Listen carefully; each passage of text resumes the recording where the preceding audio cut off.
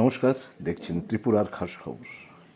আজ এই ভিডিও এক কুস্তির যোদ্ধাকে নিয়ে।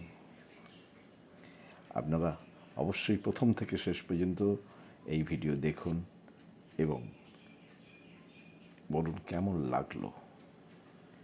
আর এই ভিডিওতে আপনাদের স্বাগত। তিনি এক অদম্য যোদ্ধা। হরিয়ানার কুস্তির আখড়া থেকে বড় বড় আন্তর্জাতিক প্রতিযোগিতার ম্যাটে লড়াই করেছেন, কিন্তু ভাগ্য এই অপ্রতিরোধ্য যোদ্ধার সহায় হয়নি। তিনি পড়ে উঠলেন না ভাগ্য দেবতার কাছে। তিনি ভিনেশ ফোগট অদৃশ্য খণ্ডাতে পারলেন না। ভিনেশের কথায় হেরে গেলেন কুস্তির কাছে। প্যারিসের স্বপ্নভঙ্গ হয়েছে তার। সেই হৃদয়ভঙ্গের যন্ত্রণা নিয়ে কুস্তিকে বিদায় জানালেন ভিনেশ ফোগট। প্যারিসের স্বপ্নভঙ্গর একদিন পরেই সোশ্যাল মিডিয়ায় এক আবেগতাড়িত বার্তায় তিনি লিখলেন, মা, কুস্তি আমার বিরুদ্ধে জিতে গেল, আমি হেরে গেলাম। তোমার স্বপ্ন আর আমার দুটোই ভেঙে টুকরো টুকরো হয়ে গেল। পারলে ক্ষমা করে দিও মা। আমার মধ্যে আর শক্তি অবশিষ্ট নেই। বিদায় কুস্তি 2001 থেকে 2024 পর্যন্ত। আপনাদের সকলের কাছে ঋণী হয়ে থাকব।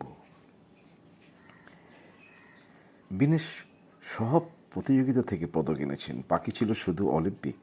এর আগে দুবারের চেষ্টায় হয়নি, এবার মরণপণ জেদ ধরেছিলেন অলিম্পিক পদক আনবই। প্যারিসের বিমানে ওঠার আগে সতীর্থ বজরং, সাক্ষী মালিক, পুনিয়াদের কাছে নিজের শেষ চেষ্টার কথা জানিয়ে গিয়েছিলেন। নিজেকে উজাড় করে লড়াই জিতেছেন। প্রথমে টোকিও অলিম্পিকের সোনাজয়ী সুসাকি উইয়ের মতো এই অলিম্পিকের 50 কেজি বিভাগের সবচেয়ে কঠিন প্রতিদ্বন্দ্বীকে হারিয়েছেন। এরপর বিশ্বের শীর্ষস্থানীয় তারকা ওকসানা লিভাচকে, সেমিফাইনালে কিউবার গুজম্যানকে কার্যত উড়িয়ে দিয়ে ফাইনালে পৌঁছে দেশকে সোনার মেডেল দেবার স্বপ্ন দেখাচ্ছিলেন।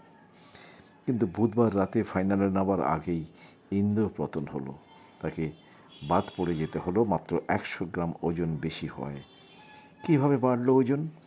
এমনিতেই গত দুটো অলিম্পিকের পছন্দের 53 কেজি বিভাগে থেকে ভিনেশকে সরে আসতে হয়েছিল।